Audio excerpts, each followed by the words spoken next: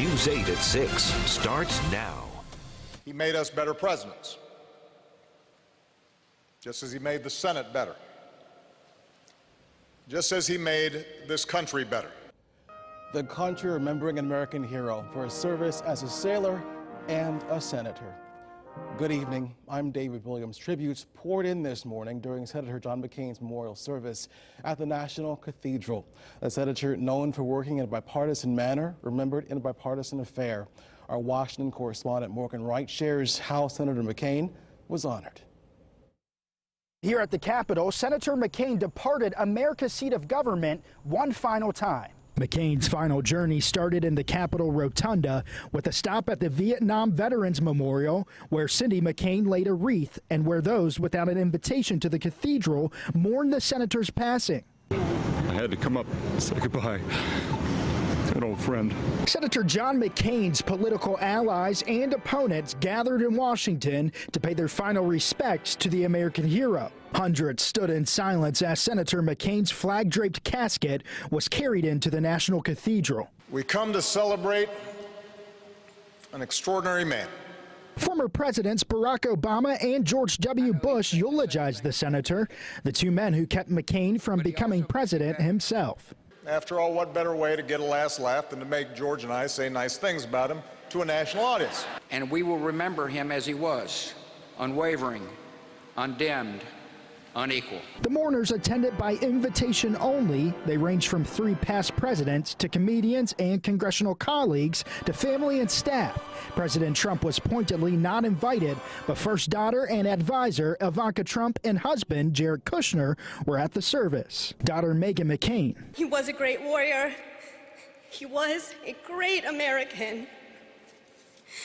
I admired him for all of these things, but I love him because he was a great father. Senator McCain's final resting place will be in Annapolis, Maryland at the U.S. Naval Academy. That private ceremony will take place on Sunday. Reporting in Washington, Morgan Wright. It's been a sunny Saturday for some of us. Others dealt with rain this afternoon. Storm Check 8 meteorologist Brad Moushart is with us tonight. Brad, is there more rain coming? Well, nothing more than a nuisance out there for most areas south and east of the metro. A lot of areas stayed completely dry today. Here officially, we picked up 0.04 of an inch of rainfall in Indianapolis, almost a 1/4 inch back towards Shelbyville, 0.15 down in Bloomington. So a little soggy in some spots. We still have some rain pushing out of southeastern Indiana over into Ohio right now, but for the rest of us, it was just a hot start to the weekend. Luckily for the rest of the night tonight, we'll stay nice and calm. More rain, though, could push back in tomorrow and even through Labor Day. So we'll keep an eye on the skies here for the next couple of days. 85 degrees here in Indianapolis today, 87 down in Bloomington, the hot spot over here in Terre Haute. You topped out today at 88 degrees. For right now, look at it. Beautiful skies out there tonight. A great night for some fireworks. In fact, they have the fireworks finale out there for the regular season for the Indians. Temperature's going to be a little warm out there, 83 degrees. A little sticky, too, with that south wind continue to push moisture on in. All the rain we've been seeing now pushing its way on off past Cincinnati, over towards Dayton. The rest of us clearing out. Just a few clouds lingering, but this is our last chance of rain with the heat and humidity lingering into the second half of the weekend. Expect another round of isolated nuisance showers and storms tomorrow. So we're done with the rainfall for now. We'll clear back out, remain cloudy through much of the overnight. As we work way through the overnight hours, temperatures are going to remain very mild. And then by tomorrow, with that heat, humidity, southerly breeze, we're going to do it all over again with that chance for rain tomorrow. 77 degrees by 11 o'clock tonight. I'll let you know when we'll see those showers tomorrow, and we'll see the 90s again coming up in about 10 minutes. Brad, thank you. New tonight, an investigation within IMPD. Police were called to Cooper Road this morning around 11 o'clock for a man reportedly walking in and out of traffic.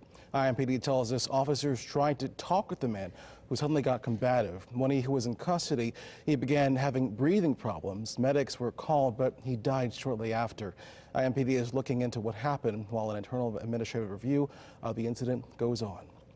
A vacant house caught fire early this morning. This is on Bradley Avenue, just south of Washington Street. It's near Christian Park on the city's east side. The battalion chief at the scene estimates damage to be around $50,000. Crews had to deal with burned out interior stairwells, down power lines in the back of the home, and several holes in the home. Thankfully, nobody was hurt. In Carmel, a car crashed into a home after the driver says he fell asleep behind the wheel. It happened around 3:30 this afternoon near Haverton Way and Arrowleaf Lane. The driver, a man in his late 20s, was just a few blocks from home when he crashed. He was taken to the hospital with minor injuries. There was no one in the home at the time.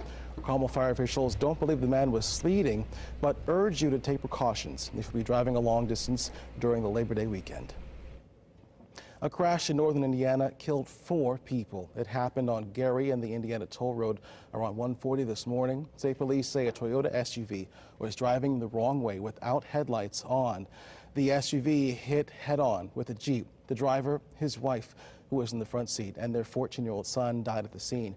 3 other children, an 11-year-old, a 10-year-old, and a 7-month-old, were flown to a hospital in Illinois. Some of them are in critical condition. The driver of the Toyota also died. State police believe alcohol may have been a factor, but they're still waiting for toxicology results. All the victims were from Illinois.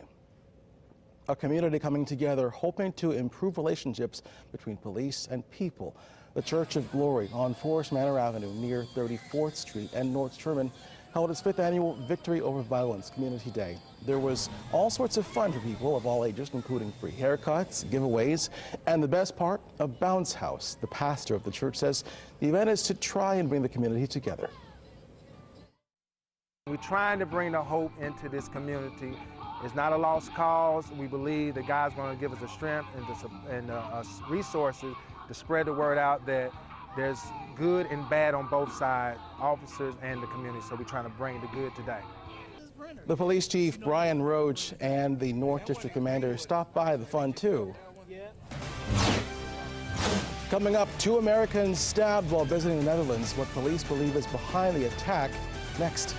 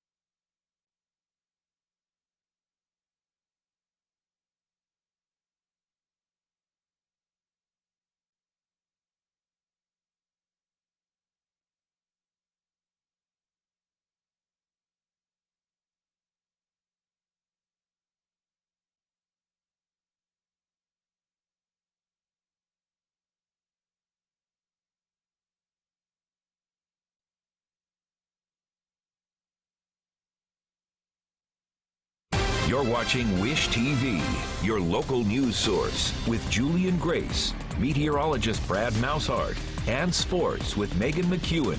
Now, News 8 at 6 continues. Welcome back. We're learning more tonight about a stabbing in Amsterdam that injured 2 people this week. The victims, both American, were seriously injured but are stable. Police shot and killed the suspect. He's ID'd as 19-year-old Afghan man who lives in Germany. Investigators believe there was a, quote, terrorist motive behind the stabbing, but didn't elaborate. They believe the suspect acted alone. A South Carolina woman is facing charges for murdering her husband.